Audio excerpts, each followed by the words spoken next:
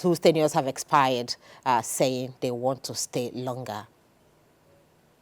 Well, we operate in an atmosphere of impunity, official impunity, executive recklessness, and also legislative irresponsibility. So everybody has become a law unto himself or herself, even though the government loudly proclaims to operate under the rule of law. I think over the weekend, the nation was already alerted that there will be bloodbath in Rivers State over the decision of former chairman to stay, beyond their term of office. And one would have expected some measures to have been put in place by the system to prevent the violence that was witnessed yesterday. But again, as I said, everybody does what they like in the country. At the end of the day, nobody is going to be held accountable. And so you have this, serial breaches of the law, which is particular respect to what is going on in Rivers State, which is very unfortunate. The tenure, when the tenure was going to expire, the House of Assembly was alleged to have extended the tenure a bit illegally. Of course, a court later pronounced such extension illegal and unconstitutional. But again, the chairman affected had support from Abuja, and therefore said we are not going to leave. That is what can be said to have been responsible for the violence that took place yesterday. But I do hope that the state government will ensure that all those who engage in violence and recklessness are arrested and prosecuted. Because we must show that this country operates under the rule of law. Okay, now that things are the way they are in Rivers, it would seem that this was something you warned about in one of your interviews several weeks ago. We saw it coming. So, how did we get here? We got here because of official impunity in our country. That there is no sanction for impunity. But I am suggesting to the state government to ensure that all those who are responsible for the avoidable violence of yesterday are brought to book. We can't go on like this. All right, Mr. Falana, this brings me to asking you about Nigeria's 25 years of democracy. You know, people that have talked about some of the gains of democracy or democratic dispensation in Nigeria said a stable democratic transition, has been one of the gains, at least since 1999. Civilian transferring power to civilian government has been quite successful, albeit with some kind of irregularities. But with what is happening in, Rivers State, just local government election, transiting has become an issue that even people are asking for extension of office against the Constitution. Does this show we have learnt anything from or in our 25 years of existence as a democratic government system? Apart from the fact that we have had what you might call uninterrupted civil rule in the last 25 years, not democracy, uninterrupted civil rule in the last 25 years, there is nothing to celebrate. What happened yesterday in Rivers State, repeats itself all over the place. Whereas Section 7.1 of the Constitution provides that the system of local government shall be by democratically elected governments. As by yesterday, with what happened in Rivers State, we have 20 out of 36 state governments today, whose local governments are run by caretaker committees or sole administrators. In the other 16 states, and Abuja. The local government elections are the worst in Africa. They are the worst in terms of rigging, in terms of imposing candidates that were never voted for by the people. And the purpose is to allow many governors to corner the funds of local government so that there will be no challenge from the opposition. That's number one. Number two, yes, we have had transitions since 1999. But are we proud of such transitions? Excuse me. Last election was perhaps the worst in terms of participation by the people, where the country recorded just about 27% turnout. The election that has just been concluded in South Africa recorded about 58% turnout. So we have had 25 years of civil rule. Again, if you go back to the annulment of the election by the Ibrahim Babangida junta in 1993, we had said then that never again we're going to have election annulled in our country, even though election results are no longer annulled. But what has been the case? Elections are rigged massively. And so you also have a position of candidates not voted for by the people. So what have we gained in the last 25 years? The democracy is in retreat, serious retreat in our country. Liberty, which is the chief dividend of democracy, is not, I mean, when we're talking of dividends of democracy, we're not talking of turning of roads, bridges, and the rest of them. We had better rules under the military, under dictators. We're talking of democracy today. And they are not Nigerians, including journalists, who are in detention for expressing their opinions or for writing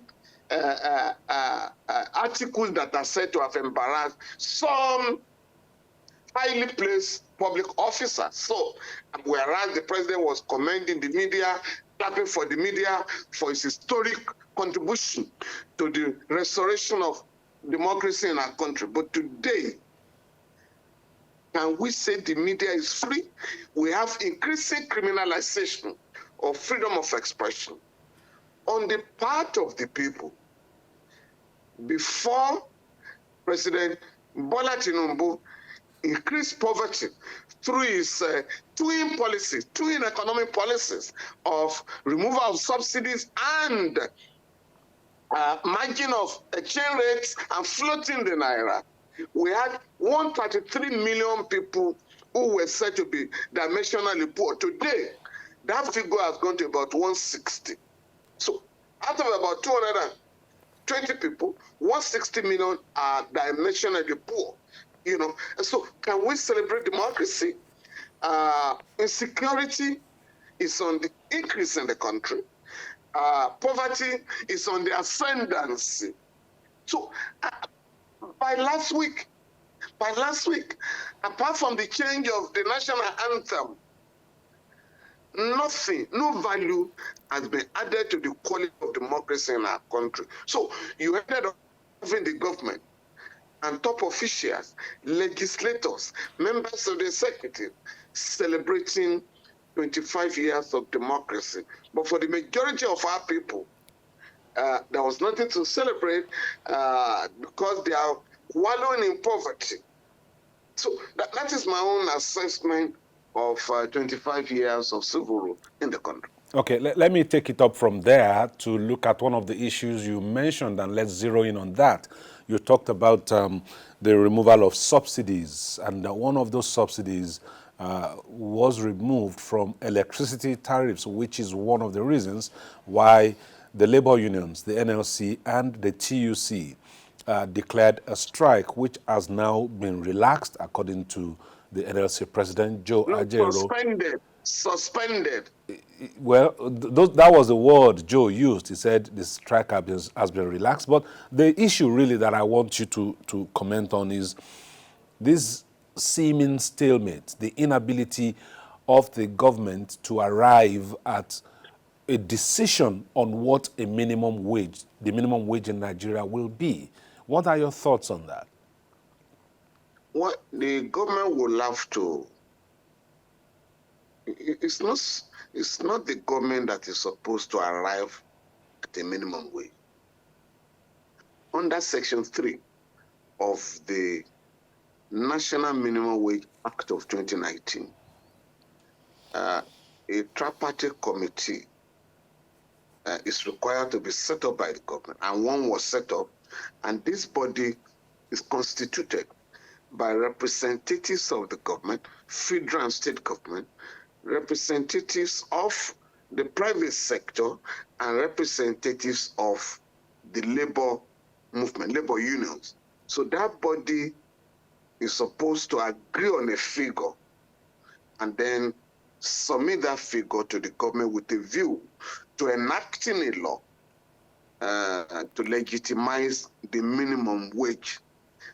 Because if you ask the government to fix a minimum wage, as some of the state governments are saying, some of them simply want to pay starvation wages.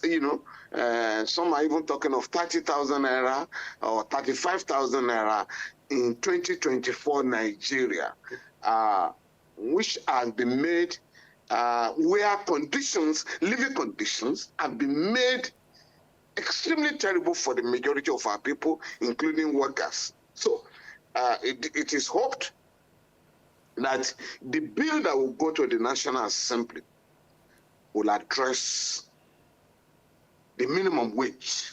Otherwise, the strike may resume. But for me, whatever figure that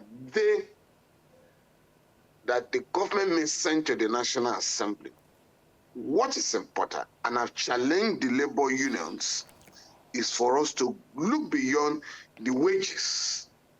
There are welfare laws that have been enacted in our country. Those welfare laws must now be made to apply.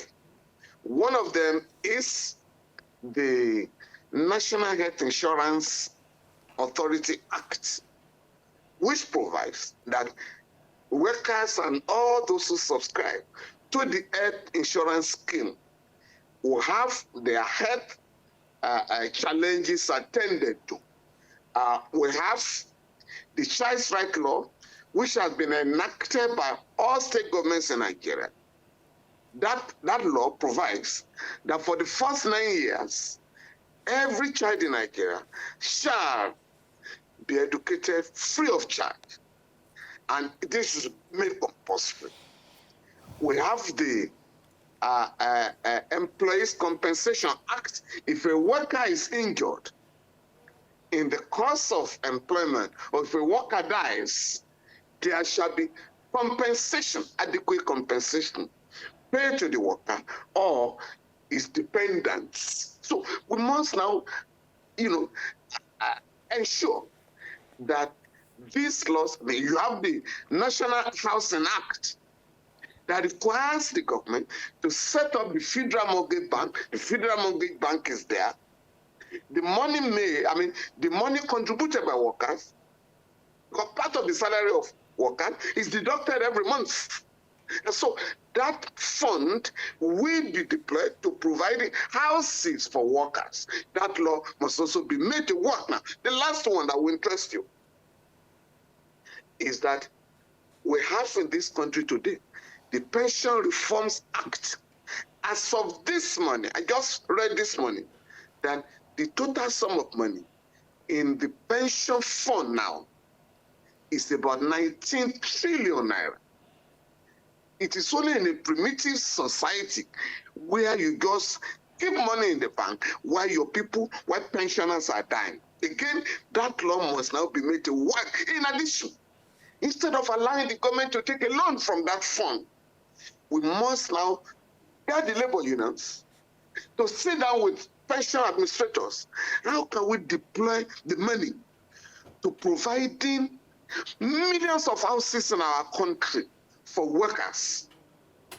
Those houses will be sold at affordable rates, and then so that we don't lose the money. So for me, I think it's no longer enough to agree on a minimum wage. We must now look at other laws that are not being applied in our country, but that has provided for the welfare of our people.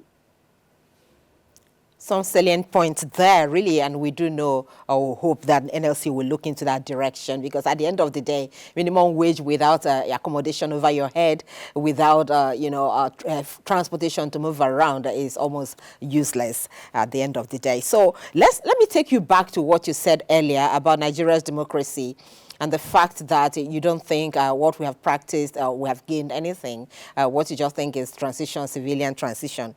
You talked about the fact that the media is not even free as it should be, and that some journalists are still being arrested for, cyber stalking and maybe making defamatory statements, even though we know that the laws of libel and defamation takes care of that, nobody just because of freedom of expression says anything that offends, another person.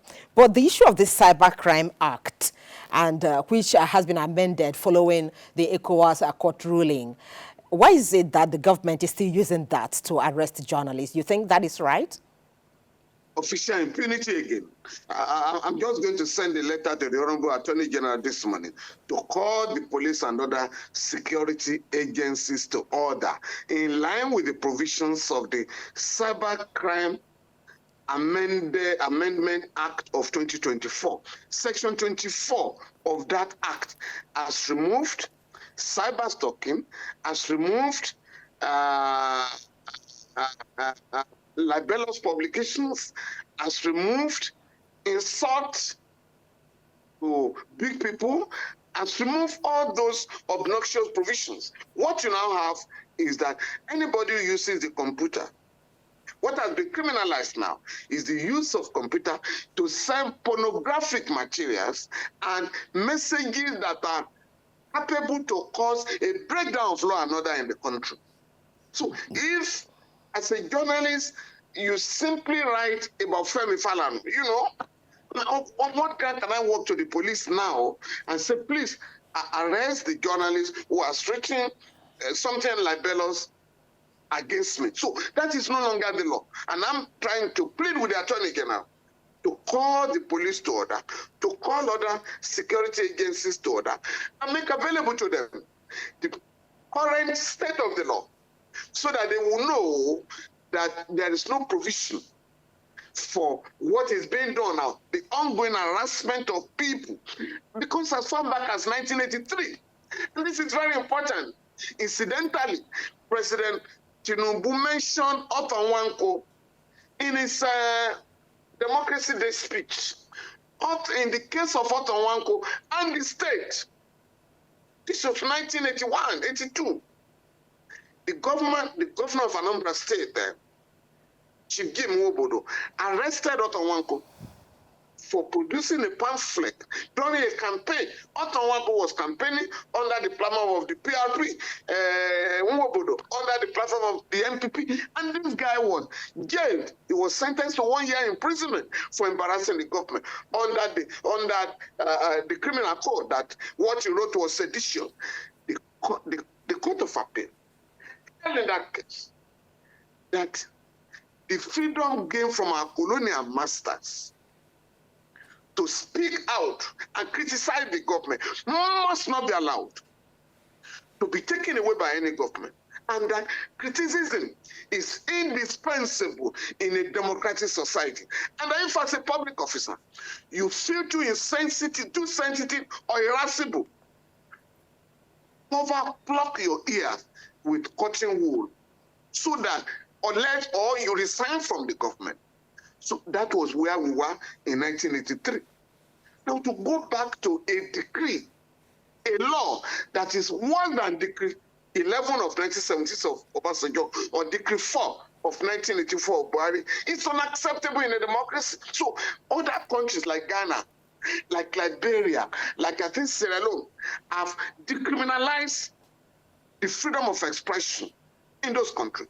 Why are we increasing the criminalization of freedom of expression in our country? In any case, as of today, nobody can be arrested for cyber stalking and the rest of them. And that is why the Honorable Attorney General of the Federation must educate the police and other security agencies to appreciate. However, the media also hold a duty to self-regulate. We have campaigned for this because it is also not acceptable for somebody to use his phone or his computer to be sending all manners of reckless messages to expose people to ridicule in the society. For me, I think the media, the NUJ, the Guild of Editors, and MPN Proprietors Association must now sit down and put in place the ombudsman, the position of the ombudsman, recognized by the law, to deal with irregular breaches of the rights of people in our country. Don't expose people to ridicule. Don't embarrass people if there is no basis. But we cannot allow the government to criminalize freedom of expression. At the same time, the media must self-regulate. Thank you. Well, that's a key issue, really, because self-regulation is also something that helps to keep the media in check even before any regulator will do that. And I'm sure that your point has been well taken. But in the case of people like Segun Olatunji and other journalists who, some of them were brutally kidnapped from their homes, and till today, no case has gone to court against them, no apology has been offered in either. What do you think should happen? No, those guys have to go to court and claim damages, even under the military. In the 70s, when the military governor, Dete Spiv, arrested a journalist and shaved his head to the skull, that matter went to court. The case was handled by Chief Gani Faweni of blessed memory. The court condemned the action, even under a military dictatorship, and awarded damages. Your organization and about two others, I think under the Obasanjo regime, because they wrote about the plane of the president. A new plane had just been bought and it developed Ford. And so the journalists felt that was, the president bought, a second, plane, a Tokumbo plane, which the government considered seditious, and a charge was filed. And I simply filed, I defended, I simply filed an objection that the sedition, the provisions of the criminal code relating to sedition were as dead as dodo. So you cannot, bring back that law. And that was the end of the matter. So in other cases, people have gone to court to sue for libel. And that is how it should be. But people now become frustrated that it takes ages in court, to get remedy if you are defamed or libel. And that is why I am urging the media, don't allow the National Assembly to criminalize freedom of expression. Checkmate your colleagues and other members of the public who are, defaming people recklessly. That's my position. All right, quite key there. Of course, everybody has got his own role to play in the society. So let's look at some other issues, really. Some people believe it's not all bad news for Nigeria's democracy, even though you call this civilian rule, not democracy, because so many, influential things have happened, like Nigeria has been wielding international influence, trying to maintain regional stability, at least, for instance, sending peacekeeping missions to neighboring, members of the African Union and ECOWAS Union, and trying to maintain that stability. Then the fight against corruption is also one issue people think Nigeria has also done well, as high-profile cases have been investigated and a prosecution happened. Don't you think so? Well, in terms of contributing to the task of political stability in the region, Yes, to some extent, Nigeria may be given kudos. But unfortunately, Nigeria has also now become an agent of imperialism in the region, in West Africa sub-region, by supporting former colonial regimes like France, like the United States of America, establishing military bases in Africa. And because some of our people are opposed to such military bases, Nigeria almost declared war against the Republic of Niger. So for me, that was a minus in our foreign affairs, in our foreign policy. Nigeria has also taken the back seat when it comes to international affairs. We are no longer taken seriously because our voice has been muted. Under Section 19 of the Constitution, I think 19 subsection E, Nigeria is required to promote, as a duty, the government has a duty to promote a new international economic order. Today, the new international economic order in the world is the challenge of the BRICS. That organization set up by Brazil, Russia, India, China, and South Africa. Nigeria is missing. As of the last 2 weeks ago, the body met, I think, in Russia. 59 countries have applied to join. African countries that are in that body today include Egypt, Ethiopia, South Africa. Nigeria is missing. And what is the purpose of this body? It is to challenge the global dominance of the United States dollar. So, for that body, for members of the body to trade among themselves in their currencies, I have challenged the government and I've challenged the media to promote BRICS in Nigeria and to prevail on the government to join BRICS so as to address the crisis facing the Nigerian economy. Right now, Nigeria is talking to India with a view to have a currency swap. Nigeria has entered into a currency swap with China since 2018, even though IMF and World Bank have not allowed the central bank, to allow Nigerians to go to China and buy goods in Naira. All right, So Mr. Falana.